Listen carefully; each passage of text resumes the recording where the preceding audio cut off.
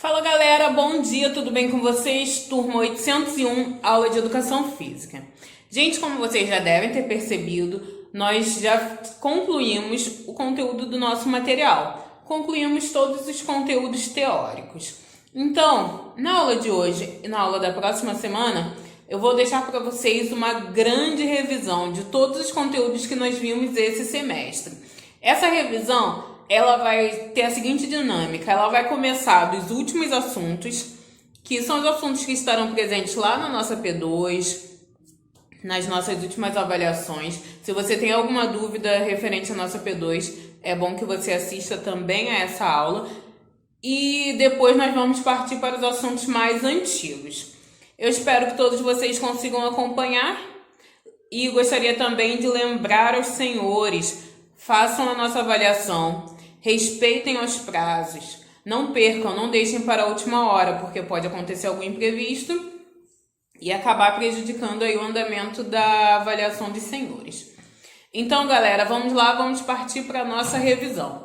Primeiro assunto que eu separei aqui pra gente é o voleibol. Eu separei 8 a 10 tópicos que são bem importantes para sintetizar o nosso assunto. Primeiro tópico, número de jogadores do voleibol, vocês lembram? 6 jogadores de cada lado. O que é o segundo tópico, o que é o nine man? Nine man voleibol é uma variação do voleibol criada nos Estados Unidos, onde são 9 jogadores de cada lado e eles não rodam em quadra, eles têm posições fixas, certo? Nine man voleibol é uma variação do voleibol que tem 9 jogadores de cada lado e esses 9 jogadores eles ficam em posições fixas, eles não fazem o tradicional rodízio em quadra. Próximo tema, terceiro tema, vantagens da prática do voleibol na areia. Galera, quando nós praticamos o voleibol na areia, esse conteúdo está lá no livro, página 82. Você pode acompanhar daí, inclusive fazer algumas marcações no seu material. Quando nós praticamos o voleibol na areia, a areia ela funciona como um potente amortecedor para as quedas. Ela absorve o impacto nas articulações na hora que você aterriza no salto. Quando você aterriza, a areia ela serve como amortecedor, diminuindo o impacto nas suas articulações. Certo? E outra coisa, o quarto tópico que eu separei para vocês. Quando eu pratico voleibol na areia, é acionado um importante mecanismo de defesa do nosso corpo. Quando eu pratico esportes na areia, sobretudo voleibol, né? Eu aciono um importante mecanismo de defesa do meu corpo. Que mecanismo é esse? Nós temos lá ainda na página 82. Ele funciona basicamente assim. Ao qualquer sinal de desequilíbrio, o nosso cérebro ele envia uma mensagem para os músculos para que eles se contraiam. Então é assim, como é um ambiente de insegurança para o nosso corpo, ao mínimo sinal de desequilíbrio, o cérebro já envia uma mensagem para os músculos para que eles se contraiam. Quando acontece esse processo, né, esse mecanismo de defesa, o nosso corpo ele está menos suscetível a rupturas, a lesões, certo? Então, esse é o mecanismo importante de manutenção do equilíbrio corporal, importante mecanismo de defesa do nosso corpo, que é acionado nesse ambiente de instabilidade, que é o vôlei na areia. Sem contar que, quando eu pratico voleibol, eu exercito todo o meu corpo. Outro assunto é um assunto que nós falamos bastante, é o quinto tópico, né? É ação e reação. Falamos bastante sobre esse tópico, sobre esse tema. E ele é bem importante, não somente para a nossa avaliação, mas também para a nossa vida, né? Para as nossas atividades físicas de uma forma geral. Ação e reação. Quando um corpo A aplica uma força sobre um corpo B, esse corpo, ele reage. O corpo B reage. E ele aplica no corpo A uma força de mesma intensidade, mesma direção, porém em sentido contrário. Vamos supor uma pessoa andando, corpo A, corpo B. Corpo A vai aplicar uma força no corpo B, que vai responder, corpo B vai responder, aplicando sobre o corpo A uma força de mesma direção, mesma intensidade, porém em sentido contrário, fazendo com que o corpo A se mova. Acontece quando você caminha, quando você corre, quando você salta, certo? Ação e reação. Próximo tema que eu separei aqui para vocês foram as capacidades do movimento. O que são capacidades do movimento, galera? São as características que o movimento apresenta. No jogador de voleibol, quais são as principais características que ele precisa ter desenvolvidas? Primeira característica que nós temos aqui destacada no nosso livro, destreza manual. Essa característica ela é importante para o levantador, ele precisa ter o domínio completo dos movimentos que a sua mão vai realizar, né? Para que o momento que ele faz o levantamento aconteça de forma eficiente. Certo? Próxima característica, tempo de reação. Tempo de reação, ele é importante em todos os momentos de contra-ataque. É importante também no momento que o atleta ouve o sinal do árbitro que autoriza que ele faça o saque. Vocês lembram o que é o tempo de reação? Tempo de reação é o intervalo de tempo entre o estímulo e a resposta motora adequada. Outra característica que é bem importante também é a flexibilidade, né? Vocês já viram quando a bola está quase caindo no chão, o jogador vai lá e realiza um movimento de grande amplitude. Às vezes ele abre as duas pernas, se joga, faz um mergulho, estica o braço. São movimentos de grande amplitude articular. E qual é a capacidade do movimento caracterizada pela realização de movimentos com grande amplitude articular? Flexibilidade. Certo? Próximo item são as habilidades básicas, os fundamentos do voleibol. Nós temos aqui na nossa página 80, 5 fundamentos. Eu não vou fazer a leitura com vocês, nós já falamos bastante desses fundamentos. Peço aos senhores que depois façam uma leitura rapidinha aqui para poder dar uma lembrada. Mas primeiro é o saque. Saque é o movimento que coloca a bola em jogo no voleibol. Manchete é um movimento para recepcionar a bola com os braços estendidos, punhos e mãos unidos. Manchete. Toque é o contato com a bola acima da cabeça. Cortada é um movimento de ataque, onde você bate a bola rápida e violentamente. Bloqueio, que é um movimento de defesa que o jogador faz saltando e com os braços flexionados. Certo? E todos esses movimentos, todos esses fundamentos, eles envolvem articulações específicas. Nós temos aqui no quadro ao lado as principais articulações envolvidas nesse movimento. Próximo tópico que eu separei aqui para vocês foi a história do voleibol. Voleibol foi uma modalidade criada depois do basquete. Entendam bem essa linha aí do tempo. Foi criado no ano de 1895 pelo norte-americano William G. Morgan. A intenção desse cara, era criar um esporte que fosse menos cansativo, menos fadigante do que o basquete e que pudesse ser também competitivo e recreativo, atraindo pessoas de um pouco mais de idade, né? Porque não cansaria tanto. Esse esporte, quando ele foi criado, inicialmente ele não se chamava voleibol, ele se chamava mintonete. E só depois, com o passar do tempo, que ele se transformou nessa modalidade tão tradicional como nós conhecemos hoje, o voleibol. Certo? No nosso espaço Olha em Movimento, temos outra variação do voleibol, que é o vôlei de praia, que é uma modalidade do vôlei praticada em um ambiente físico diferente, onde as condições de terreno e de temperatura influenciam os movimentos que os jogadores vão praticar. Certo, galera? Então, voleibol, esses são os principais tópicos que nós precisamos lembrar. Agora eu vou falar com vocês um pouco mais sobre o basquetebol.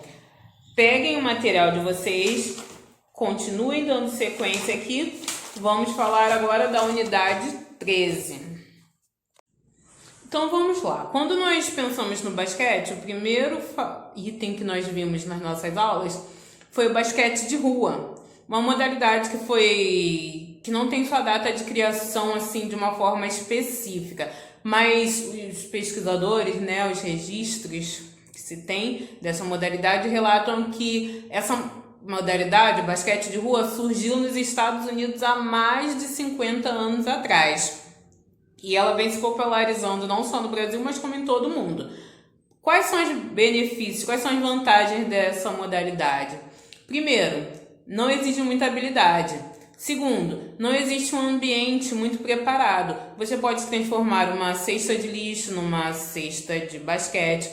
Você pode praticar em ambientes variados, desde uma rua, num pátio, numa quadra, enfim. As regras são poucas, você precisa muito... Como a cesta pode ser adaptada, né?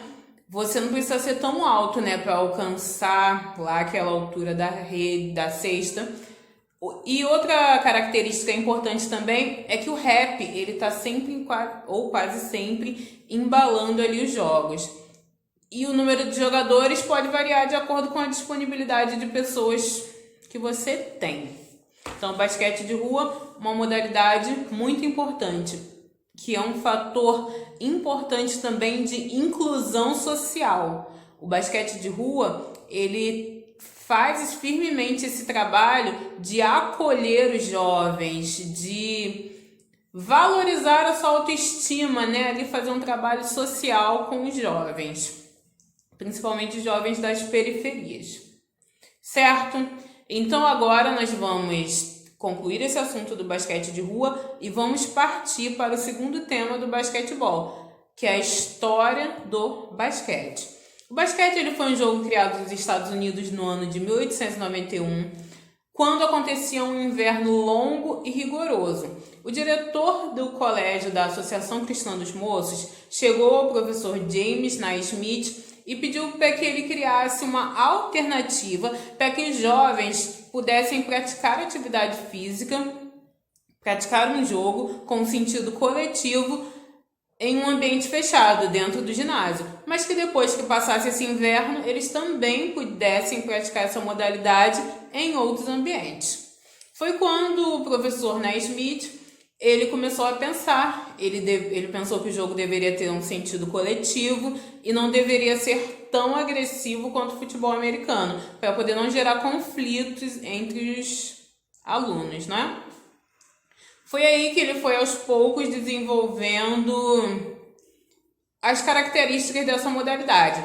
Ele pensou em colocar o alvo um pouco mais alto para não ficar no chão, como outras modalidades que já existiam. Ele pensou que o jogo deveria ser jogado com as mãos, pensou em cada detalhe, como nós já vimos nas nossas aulas. E outra coisa que ele pensou que foi bem importante, que funciona até o dia de hoje, é a altura da rede, 3 metros e 5 centímetros. Essa altura permanece até hoje. Terceiro item do basquetebol, de forma resumida, são os tópicos mais importantes da história do basquete. O terceiro item é como o basquete chegou ao Brasil. Augusto Shaw, um professor de artes, veio para o Brasil para lecionar História da Arte no Mackenzie College em São Paulo, trouxe consigo uma bola de basquete e após lutar contra toda a resistência inicial, ele conseguiu montar um time nessa modalidade, disputando até alguns torneios, fazendo assim com que essa modalidade se popularizasse aqui no nosso país. Basquete, como um jogo oficial, ele tem uma federação, uma entidade que organiza a sua prática. Essa entidade se chama FIBA, Federação Internacional de Basquete. Certo? Basquete é um jogo que desenvolve todas as suas capacidades do movimento, ou seja, todas as características do seu movimento. E como principais fundamentos do basquete nós temos o kick, que é o ato de bater a bola no chão, passe, é o ato de estipular, né, estratégias para se aproximar da meta, né, para se aproximar da cesta, que é o objetivo principal. Arremesso, que é o ato de lançar a bola na cesta. Bandeja é o ato de servir, como um garçom faz, né, levando a bola até a cesta. E marcação, que é o ato de tentar impedir que o adversário consiga sucesso na sua jogada. Temos aí importantes fundamentos do basquetebol. Vimos ainda alguns equipamentos de proteção que podem ser utilizados no basquetebol: joelheira, tênis de cano alto, tornozeleira, bermuda larga para possibilitar a amplitude dos movimentos, munhequeira para proteger o seu pulso, né? E cotoveleira também para proteger na hora da realização dos movimentos, protetor de boca, testeira e óculos de proteção. Certo? São alguns utensílios importantes para que a pessoa pratique o basquete com bastante segurança. Então, galera, concluímos aí mais um tópico. Concluímos o voleibol e o basquetebol. Agora, nós vamos falar sobre a agilidade. Abre aí o seu material, livro Unidade 12. O tema é agilidade. No nosso espaço Olha o Movimento, quando nós falamos de agilidade, nós citamos uma modalidade muito importante que exige bastante agilidade, que é o rugby em cadeira de rodas, cujo objetivo é fazer um gol. O gol que é caracterizado pelo momento que o atleta passa com as duas rodas da cadeira de roda, é claro que levando a bola, né? Pela linha que é demarcada por dois cones. Essa modalidade, ela é uma modalidade que tem muito impacto, né? Como o rugby tradicional, as cadeiras têm muito choque entre si. Por isso, essa modalidade, ela exige um número de jogadores reservas, né? De suplentes grande. São 4 jogadores titulares e 8 jogadores reservas, que estão ali caso haja necessidade de haver a troca. E para que o jogador ele consiga sucesso nas suas jogadas, ele precisa realizar seus movimentos com bastante agilidade. Mas aí eu pergunto para vocês, o que é a agilidade? Nós temos aqui a definição na nossa página 68. A agilidade nada mais é do que a capacidade de mudar rapidamente a posição do seu corpo no espaço, alterando a direção e o sentido. Então, a agilidade ela é a capacidade de mudar rapidamente a posição do seu corpo no espaço. Imagina um jogador de rugby lá, se a linha do gol está aqui, será que ele vai conseguir, sem nenhuma interrupção, sem nenhum obstáculo, direto do meio do campo, ou sei lá, do seu campo, da sua área lá da quadra, até o gol, passar pela linha sem nenhum impedimento? Provavelmente não, né, galera? Nós teremos jogadores adversários aqui que vão tentar impedir. Então, esse jogador, ele precisa ter agilidade, ele precisa mudar rapidamente a posição do seu corpo, para que ele possa conseguir sucesso nas jogadas. Por isso, nós podemos dizer que ele precisa ter agilidade. Vou ler mais uma vez a definição aqui para vocês. Capacidade de mudar a posição do seu corpo, alterando a direção e o sentido. Certo? Então, esse é o conceito de agilidade. Lembrando que, como todas as outras capacidades do movimento, a agilidade ela também pode ser aprimorada. Eu posso melhorar a minha agilidade. Só que quando eu estiver buscando ali melhorar a minha agilidade, eu devo sempre respeitar os limites do meu corpo. Sempre. Não só quando eu estiver buscando aprimorar a minha agilidade, mas quando eu estiver buscando aprimorar qualquer capacidade do movimento. Gente, vou terminar aqui hoje a primeira parte da nossa revisão, certo? Vimos 3 temas importantes: voleibol, basquetebol e agilidade. Na semana que vem, nós retornaremos aqui com a importância da alimentação. Eu espero que vocês não tenham ficado com nenhuma dúvida. Mas se por acaso algum assunto não ficou claro, se por acaso o seu livro não está completo, você perdeu alguma atividade, perdeu alguma correção, pode entrar em contato através lá do prof.jamilasantos@hotmail.com ou do 975225710, que a gente tenta esclarecer, tenta solucionar. Seu livro, seu material deve estar completo, todo concluído. Lembrando da última atividade, a atividade da nossa página 85, que eu pedi aos senhores que fizessem o envio. Quem ainda não enviou, aproveita esse tempinho que nós temos disponível agora, faça o seu texto, seu relato e me envia, certo? Então vou encerrar aqui a aula de hoje. Fiquem com Deus e até a semana que vem.